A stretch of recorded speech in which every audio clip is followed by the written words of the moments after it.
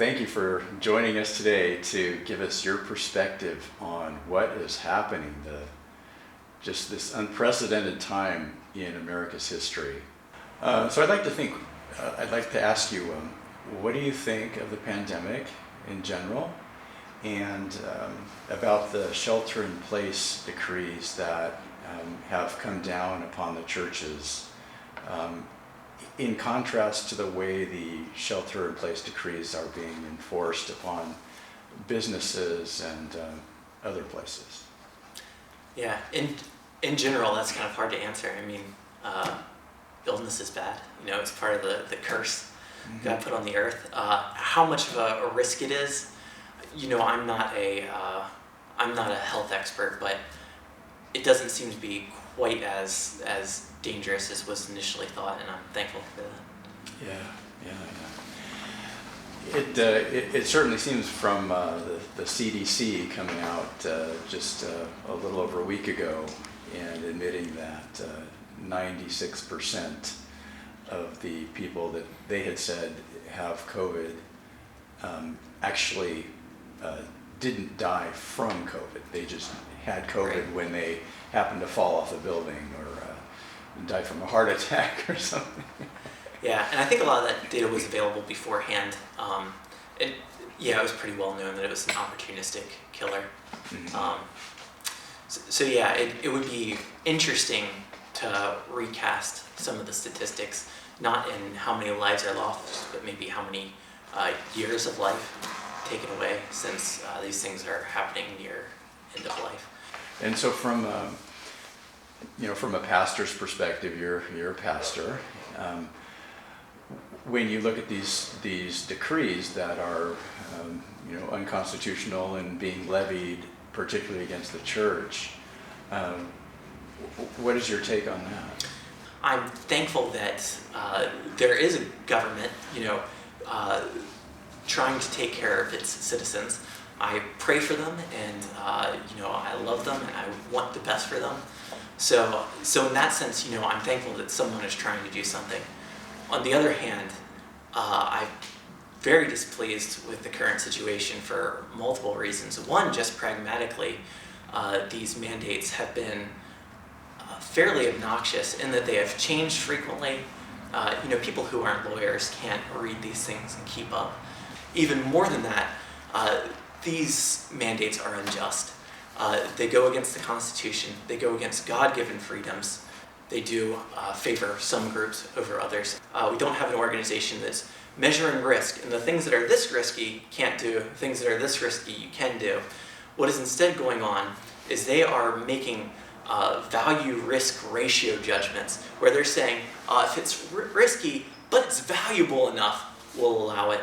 That's why the things that people value. We live in a society where the family is broken down, and often because of our situation, there's a lot of reasons to go into this, but both parents usually have to work if there are both parents, and so daycares are incredibly needed. And the way I've seen public health officials justify how safe daycares are, even though kids aren't wearing masks, even though they're not social distancing, etc., and yet say in the same breath that churches are just incredibly unsafe, and saying it's just incredibly unsafe because they know how much people value daycares. They know they value daycares highly, and daycares are a good thing, but they don't value churches, and so that's why they're willing to impose much heavier burdens on churches, not necessarily because of a greater risk, but because of a less of a perceived value.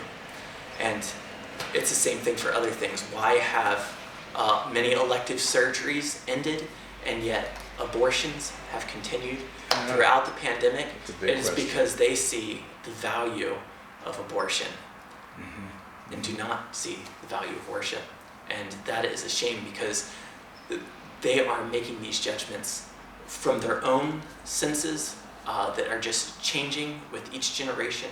Each successive generation in our culture would make different judgments, and they have no higher judgment like the Bible would give us.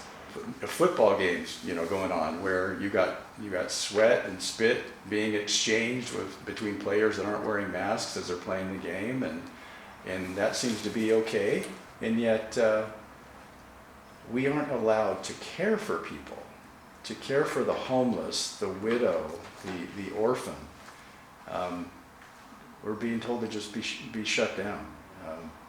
Do people in your church have the same kind of sense that there's a lot of unfairness about this? Yeah, like every church, we have a diversity of members, and they vary in how they feel and think about this. But yes, in general, they understand that what is going on right now is unjust. Mm-hmm. Biblically speaking, what is your perspective? Hebrews 10:25, where it tells us to not forsake meeting together, even more so as we see the day approaching. So I guess I can start off first of all and concede that I don't understand Hebrews 10:25 as being such an absolute that come hell or high water, a church service must happen.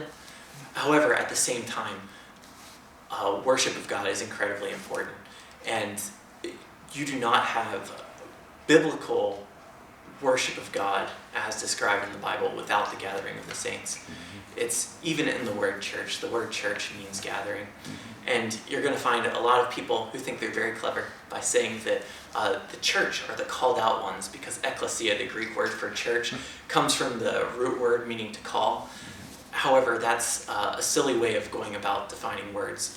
A church is the called out ones as much as a butterfly is a fly made of butter. There's no church without a gathering. Online worship services are not worship services as envisioned by the Bible. Not simply because technology is not there. A lot of people think that it's not the same because the technology is not quite there and there's lag and we can't quite do singing well enough. Even if the technology were perfect, it would still not be a worship service as envisioned by the Bible. Without the gathering of the saints, you don't have the same kind of thing that the Bible envisions. In Matthew 16, when Jesus founds the church, and Peter makes his confession that Jesus Christ is the Son of God, and Jesus says that he's giving the keys of the kingdom. And then in Matthew 18, when you see those keys wielded, because in Matthew 16 it said that he would use them to bind and to loose. In Matthew 18, when you see those keys wielded, it is in the context of church discipline, where someone is being removed from the congregation. It says in Matthew 18:20, wherever 2 or 3 are gathered, there I am among you. And so it is only through the proximity of the saints, only through the gathering of the church that they are able to make the authoritative pronouncements about who is in and who is out of the church. It is only through the gathering that they are able to say that this is God's heavenly kingdom on earth. These people are its citizens. And it's the same thing for communion. There's so many churches right now that are doing communion online. If you do not have a gathering, you don't have real communion, because you don't have that authority that Matthew 18:20 talks about to say that this people that are taking communion right now are the citizens of heaven here on earth. Yes. It seems to me that we're being commanded by ungodly authority to just completely go against the elemental principles of Scripture. I mean, would you agree with that? I would. Yeah, I think, like I said, I think there are some circumstances where one could determine that it is not right to gather this week. However, it is something for congregations to decide. It's not for the state to decide. This is a very heavy matter, and once again, I'm not a health expert, but I am an expert on worship, and I know that worship is really important. So the fact that they have discounted my expertise and imposed their own expertise as being more important, I find that frustrating. They've lost sight, or maybe they just didn't know that our nation was founded upon Christian principles, and that our highest authority was established from the beginning as being God. And so him being the highest authority, him being the authority over authorities, King of Kings, Lord of Lords, they should really be coming to the church and asking what they should do. What do you think about that? Yes, I don't know how many of the founding fathers truly know God. In fact, I know that many of them didn't, right? However, regardless of whether or not many of them were Christians, yes, the Christian principles were there, that rights were given by God, and that was the basis on which you could assert these freedoms, could not be taken away from people, and nothing about emergency situations changes that. Yeah, if you look around the situation right now where people have this renewed interest in the injustices of slavery, people recognize that morals are absolute, that there is some absolute standard that people must abide by, and it doesn't matter if every single person of previous generations felt that slavery as it existed in America it was right. It was still wrong because there was something higher. That's right. But right now, freedoms aren't being granted and allowed to continue based on something higher. It's based on the whims of the current generation, and we need to appeal to something higher if freedom, if God-given rights are going to stand. So yeah, when you look to the Bible, there are quarantines in the Bible, but they are for those who are actually sick, not for those who are supposed to be sick. And furthermore, there's nothing that inhibits people's rights to take risks of their own accord. Right, the personal responsibility. Right. Personal responsibility. Yeah, and that's a big thing here. You know, part of the reason why we have met when it wasn't allowed to meet, and we've met in ways that were not allowed, is because everyone takes risks. You know, and it's not up to someone else to decide how much risk is okay for us. Every time you go to church, every day that you go to church, you decide whether or not the risk of getting in a car accident is worth getting in your car and driving over. Mm-hmm. And people weigh the options and they make a decision. And right now we're under a different set of risks, but the principle still applies, that it's each person's decision to decide. Yeah. And then you take responsibility. If your decision was not good for you, well, you Right. pay the consequences. If God says do not steal and the government tells me to steal, okay, well then I don't steal.